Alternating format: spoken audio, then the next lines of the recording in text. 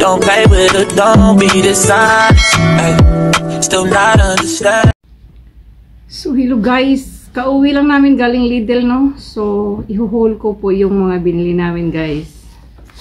So nakabili po kami ng Jogobella. Apat siya. Ang sarap nito guys. Yogurt. Tapos meron tayong avocado. So nagmura yung avocado ngayon kaya napakuha ako. Meron din tayong talong. Meron din tayong talong dalawa kasi nag-sale siya guys. Tapos bukas gagawa ko ng spaghetti kaya ito kumuha din ko ng hotdog. Tapos meron din peanut. Gustong gusto ni bossing to eh. Tapos meron tayong pang steak. Tapos meron tayong litos. So medyo marami-rami yung nabili natin ngayon guys. Tapos yung sili kasi gusto to ng mga Hungarian yung sili eh. Tapos meron din tayong chicken. Ano pa ba? Tapos may nakuha ko doong sa mga Asian na mga product ba? Ito, muffins, dark chocolate. So, tatry natin mamaya. Tapos meron din dito apple pie. Na tayo na lang ang luluto nito. Ilalagay natin sa air fryer. So, madali na lang siya. Mas maganda siyang bilhin kaysa doon luto na. Kasi ito, pag nilagay mo sa air fryer, fresh pa siya pag naluto na.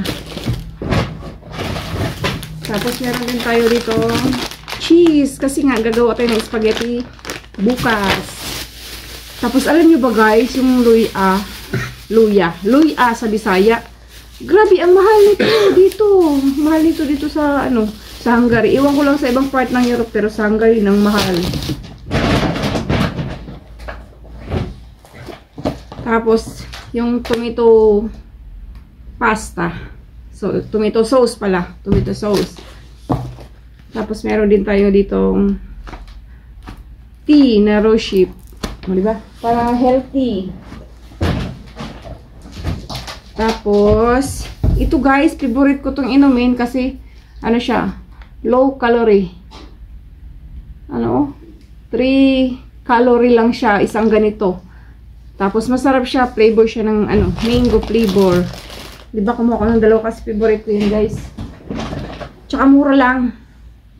Tapos, wala na kasi kaming, honey, kaya ayun, ito, may honey. Tapos, meron pa. Meron tayong sweet corn. Tapos, meron tayong kape. Ice coffee to siya guys. Ice coffee. Tapos, ito, favorito ni bossing. Lalagay sa spaghetti. Tapos, ito, kasi mahilig sa tea si bossing. So, ito, chamomile tea. Diba? Tapos, meron din tayo ditong lemon. So, tapos, ito. I think, bawang to na bawang, madali na lang siyang hindi ka na duk ba. Tapos, pepper. Tapos, ito, gums to go see. So, yun lang po yung napamili namin, guys. Ang binayad po namin ay nasa 20,000 Hungarian forint. Pero, madami-dami na rin siya. So, that's all for today's video guys. Sa hindi pa po naka-subscribe ng aking YouTube channel, paki-subscribe naman sa baba guys. And thank you sa lahat na nag-support sa akin. So, paki-hit na rin dyan ang bell notification sa baba para ma-notify kayo kung meron akong bagong video. Subscribe na guys. Thank you so much. God bless sa inyong lahat.